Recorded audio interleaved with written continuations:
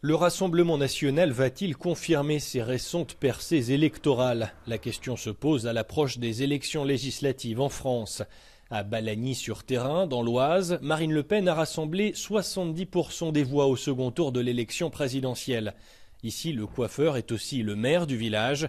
Ses clients et administrés se sentent oubliés par les politiques d'Emmanuel Macron.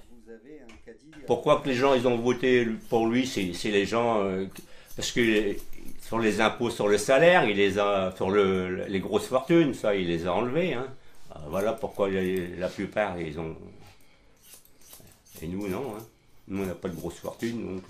On voudrait quand même qu'ils se réunissent et fassent avancer plutôt, on va dire, la vie des citoyens français par rapport un petit peu à tout ce qui est les grosses industries, voilà, tout...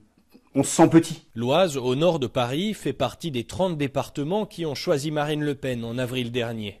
Mais son parti, le Rassemblement national, ne compte que 6 députés. Aux législatives, il est traditionnellement pénalisé par le mode de scrutin et l'abstention. Alors ce jeune candidat est sur le terrain. Les gens ne veulent pas laisser les mains libres à Macron 50+.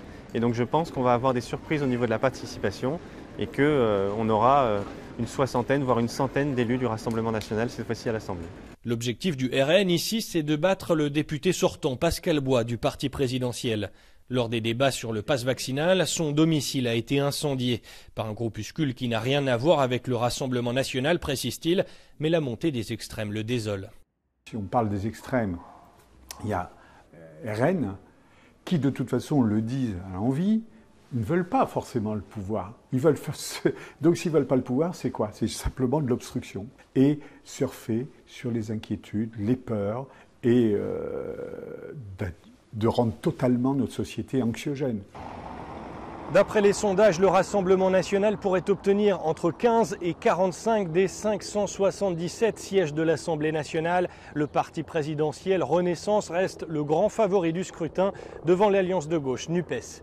Cyril Fourneris, Euronews.